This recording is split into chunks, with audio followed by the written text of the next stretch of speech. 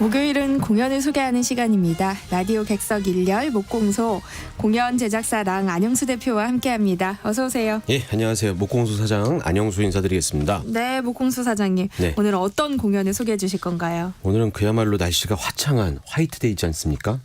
그래서 화이트데이와는 전혀 거리가 가깝지 않은 네, 뭔가 이게 상업적이면서도 약간 몽골몽골한 이런 느낌이 전혀 없는 그런 작품 갖고 왔습니다.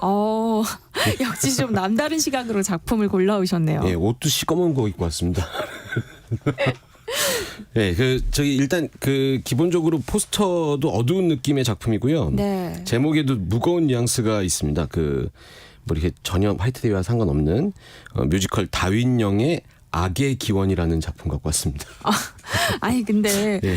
너무 그렇게 얘기하시면 청취자분들이 오해하실 수도 있어요. 그러니까 제가 사실 이 작품을 소개하려고 했는데 네. 날짜가 다가오다 보니까는 3월 14일인 거예요. 근데 이 공연을 뒤로 미룰 수가 없어요. 공연 기간이 너무 짧아서 시간이 네. 없어요, 이 공연이요. 예. 또 시간이 없나요? 예, 이게 이유가 있습니다. 이 공연의 제작 단체가 서울예술단이라는 곳인데 이게 1990년에 우리나라 문화 발전을 위해서 문화체육관광부 산하의 재단법인이거든요. 그래서 사무실도 그래서 서울의 예술의 전당의 안에 내부에 있고요. 네. 그러다 보니까 이제 공연장을 예술의 전당을 주로 사용하는데 문제는 이제 일반 단체에서 대관에서 그 공연장을 쓸 때는 적어도 뭐 한 달 살짝 넘게 또는 두 달, 세 달 이렇게까지 쓰는데 서울예술단이 사용할 때는 나라 예산으로 운영되는 곳이니까 그 공연장을 하염없이 대관하기가 좀 곤란한 거예요. 많은 사람들한테 나눠줘야 되는데 그래서 공연 기간이 매우 짧아요. 어쩔 수 없이. 그래서 다른 공연에 비해서 기간이 너무 짧아서 그러니까 지난 3월 8일 날 개막을 했는데 네. 3월 24일까지밖에 안 해요. 그래서 오늘 소개하지 않으면 또 끝날 때쯤 소개해야 돼서 그래도 지난번보다는 좀 시간이 남았네요. 네, 지금 이제 오늘 소개하니까 시간이 좀 남았어요. 네. 네, 서울예술단 공연을 보기 위해선 부지런해야 할 것 같은데요. 그럼에도 서울예술단의 공연을 주목해서 봐야 하는 이유가 있다고요. 예, 제가 좀 설명을 조금 길어질 수도 있을 것 같은데 한 두 가지 정도 이 예술단 공연의 특징에 대해서 좀 말씀을 드릴게요. 일단 첫 번째는 일반 공연에서 만나기 쉽지 않은 앙상블들의 하모니를 풍성하게 느끼실 수 있어요. 이게 일반 공연 제작사는 어쩔 수 없이 공연 만들다 보면 제작비를 걱정하지 않을 수가 그쵸. 없거든요. 이제 인원이 많이 나오면 뭐 단순하게 출연료 이건 뭐 당연히 많이 올라가는 뿐만 아니라 네. 출연자가 많으면 의상도 관련돼서 많이 만들어야 되고 그렇네요. 단순히 의상이 많이 만들어지는 게 아니라 그 의상 헬퍼분들이 있습니다. 공연장 뒤에서 옷을 빨리 갈아입히고 하는 이런 인원들도 많이 들어가고 분장팀도 명수가 달라지고 분장되는 소요 시간도 그렇고 그리고 뭐 들으시기에는 그 정도 돈 아낀다고 이렇게 생각하실지 모르겠는데 연습 기간이 상당히 긴데 연습식 때도 많이 나오고요. 이게 일반 제작사에서는 그냥 쉽게 단순하게 무대에 배우들을 많이 세울 수가 없거든요. 그런데 이 예술단은 예술 단원들이 정기적으로 뽑아요. 그러니까 네. 극단처럼 시스템이 되는 거죠.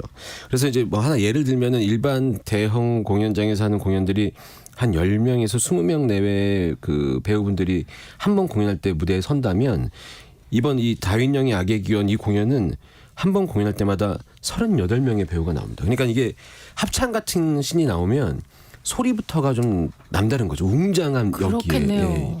여기에 관객들이 좀 압도당하고 이제 이런 매력을 한번 느끼시면 대극장에 뭐 무대도 대단하고 막 이런 게 있지만 이 배우 명수가 주는 그 압도력 여기에 좀 압도당하면 공연을 보실 때 좀 되게 풍성한 공연을 본 것 같다 이런 느낌이 좀 들 수 있는 거죠. 네. 네. 또 서울예술단 공연이 특별한 이유 예. 있다고요. 두 번째 특징은 제가 생각하기에는 방금 잠깐 말씀드렸는데 무대거든요. 네. 이제 또 제작비인데 제작사가 제작을 할 때 제작비를 생각 안 할 수 없으니까 근데 이제 서울예술단은 예산에 대해서 조금 좀 자유로운 거예요. 공연 기간이 짧은데 예산을 이렇게 쓸 수 있는 단체가 거의 없거든요. 그리고 이제 예술의 전당에서 공연을 주로 이 서울예술단이 하다 보니까 예술의 전당의 무대 시스템을 가장 잘 이해하고 있는 단체라고 생각할 수 있어요. 네. 왜냐하면 일반 제작사는 어디 공연장에서 공연을 할지 모르니까 이 무대 디자인이나 이런 것들을 예술의 전당에 딱 맞춰서는 못 만들어요. 그쵸. 왜냐하면 지방도 다녀야 되고 막 이렇게 되니까. 근데 예술단에서 만드는 작품은 그곳에서 공연하니까 그 전당에 있는 공연장의 무대 시스템을 충분히 활용하는데 예술의 전당 이번에 토월극장이라는 곳에서 하는데 이 공연장이 그 양쪽 옆에 높낮이 이거는 충분히 뭐 어떻게 다른 팀도 쓸 수 있는데 이 깊이를 다 쓰는 팀이 별로 없어요. 그래서 예술의 전당에서 공연하는 팀들 중에 예술단 같은 곳에서 공연할 때 보면 그 무대 위에서 왜 왼쪽이나 오른쪽에서 그 소규모 무대가 쓱 들어오거나 배우들이 걸어 나오거나 이런 거 많이 보셨을 건데 저 뒤쪽이 깊이 정면에서 저 깊이에서 아무것도 없는 것 같은데 저 멀리서 막 걸어 나오는 거야. 한 50m 뒤쪽에서 앞으로 쭉 걸어 나오는 무대 같은 거를 실제로 만나게 되면 많이들 보셨을 텐데 이제 명성황후 같은 공연이 물론 이건 예술단 공연이 아니지만 맨 마지막 시기에 명성황후가 시해되고 그때 이제 그 아픔을 겪었던 우리나라의 그 조상분들이 돌아가신 다음에 하얀색 옷을 입고 한 명씩 한 명씩 저 뒤쪽에서 걸어 나오는 씬이 있거든요. 이 씬 같은 것들을 예술의 전당 공연장에서 보면은 이 그 거리감이 가까워지면서 막 벅차오름이 느껴지는데 그런 무대를 활용을 서울예술단 같은 곳에서 공연할 때 비로소 좀 제대로 느낄 수 있다. 이렇게 생각이 되고요. 그 제가 문화체육관광부 산하의 단체라고 말씀드리니까 그냥 일반적으로 듣기에는 이거 좀 상업적인 건 좀 벗어나서 좀 재미없을 것 같다. 뭐 지루할 것 같다. 이렇게 생각할 수도 있는데 지금 제가 말씀드리는 이런 것들의 장점이 있어서 생각보다 재미있고 볼만한 공연들을 많이 만들고 있다. 이렇게 말씀드릴 수 있을 것 같아요. 네. 굉장히 좋은 이야기를 많이 해주셨는데 네. 서울예술단에서 올리는 뮤지컬 이 다윈영의 악의 기원 어떤 작품이에요? 진행자님은 혹시 이거 책 제목으로 알고 계셨어요? 솔직하신 게 매력이신 네. 것 같아요. 충분히 안다고 하셔도 될 만한. 네. 이 책 좋아하시는 분들은 많이 알고 계시더라고요. 이게 그 박지리 작가의 원작 소설인데 이걸 뮤지컬화한 작품이거든요. 네. 이 원작 자체가 856페이지의 방대한 분량의 소설이에요. 이거 책 그 도서 서점에서 보시면 네. 벽돌 같은 게 꽂혀 있어요. 네, 이 정도 소설인데 워낙 이야기가 흥미로워서 책을 한번 읽으면은 술술 읽힌다고 관계자들이 주장을 해요. 저는 책을 봤잖아요. 네. 술술 읽히나요? 아니요, 읽어보진 않았어요. 전 그 책의 두께만 봤습니다. 그런데 네. 저도 이제 약간 홍보성 멘트라고 생각했는데 제가 이 공연에 북 콘서트 같은 이벤트가 있었어요. 그때 사회를 봤는데 지방에서 올라오신 분이 북 콘서트를 잘 즐기기 위해서 책을 잠깐 좀 보려고 열었는데 그 시간 이후로 한 번도 놓지 않고 바로 읽었다고 하더라고요. 정말 얘기가 흡입력 있고 재밌다고 하더라고요. 네. 좀 줄거리를 간략히 소개를 해주세요. 네, 제가 이 856페이지짜리의 공연 그 책을 뮤지컬한 작품을 이 시간에 줄거리로 말씀드리는 게 불가능할 것 같지만 간단하게 말씀드려 보겠습니다. 일단 이 작품 좀 독특한 세계관을 갖고 있어요. 여기 요 부분만 잘 이해하시면 될 것 같아요. 네. 이 작품에서 다루는 세계는 상위 계급 1지구부터 하위 계급 9지구까지 9단계로 분리된 사회 구조를 갖고 있대요. 네. 계급 사회인 거죠. 그리고 이제 여기 주인공 다윈영 주인공인데 이 다윈영은 가장 상위 계급에 속해 있는 사람입니다. 일단 아버지가 교육부 장관이고 이 다윈영이 다니는 학교도 이 시대에 이 세계에 최고 중에 최고들만 다니는 뭐 금액적으로도 그렇고 실력도 그렇고 명문 학교 프라임스쿨이라는 곳인데 네. 이 프라임스쿨이라는 곳에서는 학생들한테 지배하는 계층이라는 인식을 공고히 하는 교육을 막 하는 거죠. 니네는 이 사회를 지배하는 계층이다. 뭐 이런 식으로. 근데 그렇게 이 생활을 하고 있던 중에 이 주인공 다윈영이 어떤 사건을 통해 갖고 자기의 아버지 그 교육부 장관 그리고 자기 아버지 그 할아버지가 어떻게 이 사회의 최상위 계급까지 올라오게 됐는지 그걸 알게 돼요.